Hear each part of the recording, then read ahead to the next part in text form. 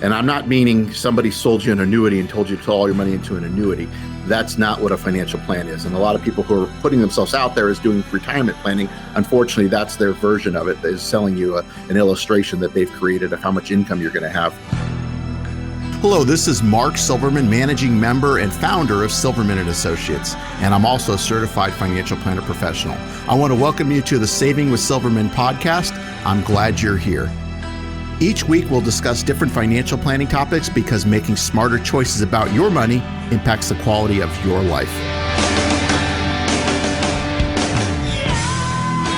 This is Saving with Silverman, starring Mark Silverman of Silverman & Associates. And wherever you are in Tucson or anywhere in southern Arizona, thanks for being here today. Mark Silverman is a certified financial planner professional, the founder and the managing member of Silverman & Associates. This show is all about preparing for retirement and doing it in the right way, making sure you're diversified, making sure that you're ready for your retirement, and you can achieve the kind of lifestyle you've always wanted in your retirement years. The True Wealth Financial Life Planning process is what it's all about, and Mark can explain all that to you. The number to call is 520-333-7601. Call or text. That's 520-333-7601. You know, Mark, there are several stages of retirement planning. Let's start with people who are 15 years away from retirement. So for most of us, that's probably in the early 50s or maybe 50. What are the main financial issues that you should focus on in your retirement planning at this stage of life? Well, sure, Ron. And let me say this. I know you mentioned that our planning process is for people pre-retirement. Our planning process works just as well, if not more importantly, for people who are already retired so they can stay retired and making sure that everything's set up the way it's supposed to and then they're not going to run out of money and have to go back to work. So I will say that. But, 15 years away from retirement, you still have a decent amount of time. We are seeing, I think maybe because of the way the markets have been, we are seeing people starting to retire. I have a number of clients that are retiring this year who are, late 50s, early 60s that are looking to retire. So, that could be any year. And some people never want to retire. So I think, retirement can mean different things to different people. But when you're 15 years away, I think you may want to start to look at the risk. Maybe you're not as much in equities. Maybe you start to back some of that off. Maybe you do, maybe you don't, depending on where you're at and what your feelings are. And then also, looking at the different income streams. Do you have a pension? Are you lucky enough to have a pension? Do you have rental properties? What is Social Security going to look like? When do you take it? Do you take it early? Do you take it at full retirement, or do you take it at 70? We can run those analysis for you and show you what that looks like. Some annuities are paying out. How do those look? Those can work. Some do, in my opinion. Some don't work as well. And then looking at your debts and your cash flow. If you have a mortgage, is that going to be paid off prior to retirement, or are you planning on keeping a mortgage in retirement? We work with clients that can do it either way. So it's just creating the cash flow and making sure that which one makes the most sense. So those are some of the things that I think 15 years out that you'd be thinking about. Okay, let's get a little closer now to actual retirement. Now, let's say you're 10 years out from retirement. How should the focus change? Well, I think Social Security is still going to be a big one. You should have a more accurate estimation of what your Social Security looks like. Question being, do you take it early? If, with 62, do you take it at full retirement age, which for most people is 66 or 67, or do you wait to age 70 when it maxes out? We have an analysis that we can do, which we can show you. All this is predicated, of course, on life expectancy. So depending on when your life expectancy is, we can show you how to maximize that.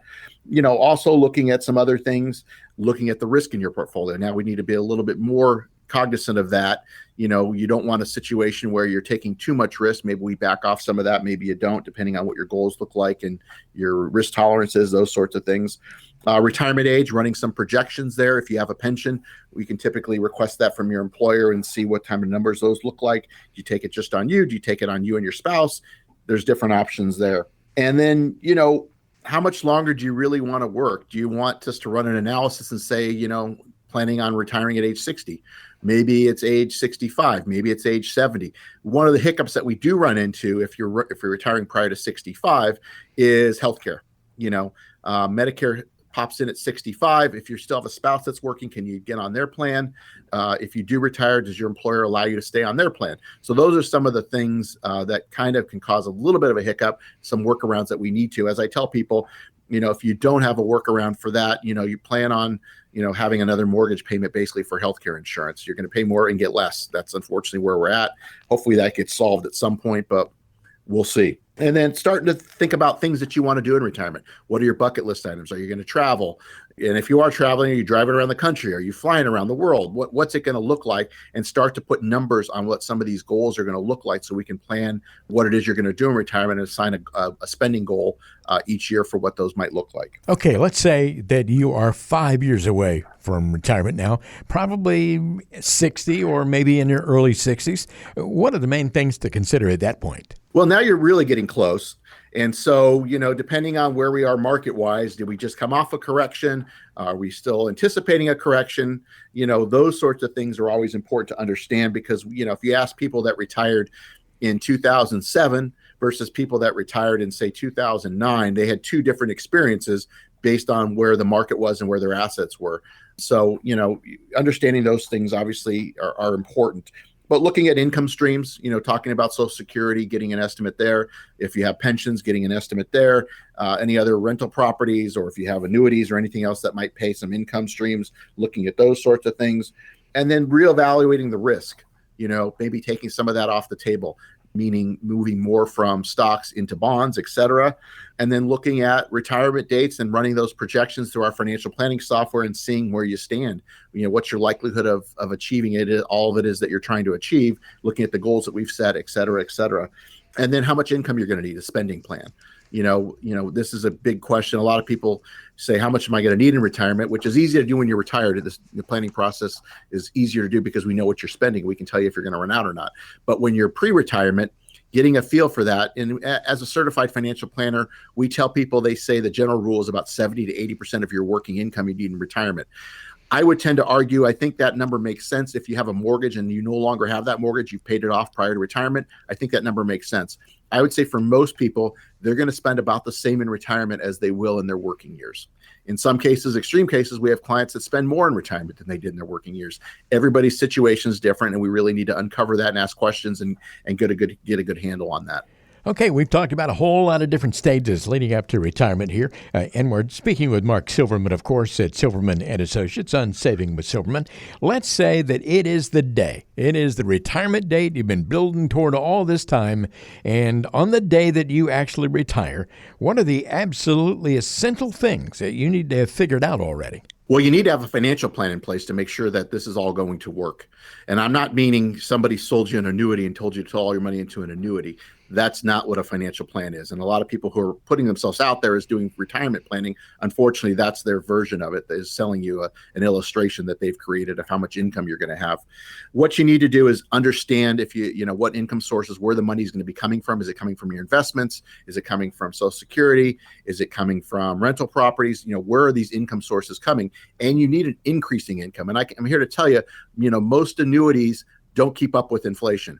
And I can also tell you this, Social Security does go up a little bit. It doesn't also keep pace with inflation. So you need an increasing income to keep up with expenses. So that's a big part of it. You also need to understand how much risk are you willing to take in retirement. It's probably changed since when you were working, understanding that. So you need to have a plan, emergency fund. We tell people you're supposed to have 3 to 6 months worth of expenses liquid in retirement. So let's say your retirement budget is $5,000 a month. You need to have $15,000 to $30,000 liquid to cover those sorts of things. And if you have an emergency come up where you need 10 grand for a new air conditioning unit, you need to replace that emergency fund. I can tell you we have some people in retirement who want to be a little even more conservative, and we'll err on the side of that where we'll recommend 12 months worth of retirement. I wouldn't have any more than that, but that would mean you need 60,000 in that example, liquid. And then what's the strategy to keep pace with inflation? Again, an annuity is not going to do that for you. And the reason why I mention this is because so many people that listen to this show or listening to other people on the radio who I would say the majority of them are there just trying to sell you a product, which unfortunately is an annuity. And putting all of your money into an annuity is probably one of the worst ideas that I could recommend to you. So you need to have money that's liquid, which is not an annuity, that's going to keep pace with inflation, which unfortunately most annuities are not going to do over time. It's just a simple fact. So it's important to understand that. But you need to have a plan in place before you pull the trigger to make sure that you're going to stay retired. Okay, now just one more quick question here. You talked about earlier how you serve a lot of folks who are already retired and make sure that their plan is in good shape and that they're sticking to it and that everything is still working for them. What about 5 to 10 years after the actual retirement date? What becomes the main area of focus at that point? Sure. So, after you're retired, and we do this for people too, The good news is you usually have a handle on what you're spending. We can see what you're spending, going through whether it be, your bank statements or your credit card statements, and understand what you're spending. What kind of things are you doing? Are you accomplishing all the things that you're looking to do? And are you traveling as much as you want to, or playing golf, whatever it might be? But understanding that, looking at your investments, making sure they're invested properly, making sure you have enough income, and making sure that income is able to increase to cover certain things, and as well as having an emergency fund. You still need an emergency fund. Looking at the medical side, have you done anything? Have you figured out a strategy for long-term care? Are you going to self-insure, which is certainly a strategy, but maybe there's some other ways that you can cover those expenses so you don't devastate the other spouse if something were to happen, or protect those assets for, if you're trying to create a legacy for children or grandchildren. And then also making sure that you're taking money from these accounts. The problem that most people have in retirement is you don't have a lot of deductions. The kids are growing out of the house. You maybe don't have a mortgage anymore, so you don't have the deductions you used to have. So it really is important that, I'm not saying tax avoidance, but tax minimization, tax planning, and looking at things. Which account should you be pulling money from? Maybe it's some strategies that we're looking at as far as taking money from your 401ks and your IRAs and doing partial Roth conversions prior to age, now it's age 72. We have that strategy for most people because of the Secure Act. Looking at these sorts of things that we can do to really put you in the best position possible, and then making sure, how is your estate plan set up? Are your assets going to be distributed the way that you want them? Can those be improved? You need to make sure that everything's in order so you can go out. And I can tell you that the best thing about having a plan is you have a strategy. You have a way that everything's been set out. And so you can actually go out and spend the money that you want to spend without worrying about running out of money, because so many people don't have a plan and they're hoping that they're doing the right things, or they're in fear of running out of money. So they're not doing the things that they want to do, and they're not having an enjoyable retirement. And so we want to make sure our clients truly have the type of retirement that they deserve and that they enjoy. You've been listening to the Saving with Silverman podcast. If you have any questions at all about your financial situation, please give Mark Silverman a call. Again, his number is 520-333-7601, or go online to savingwithsilverman.com. For Mark Silverman, I'm Ron Stutz. We'll see you next time on the Saving with Silverman podcast.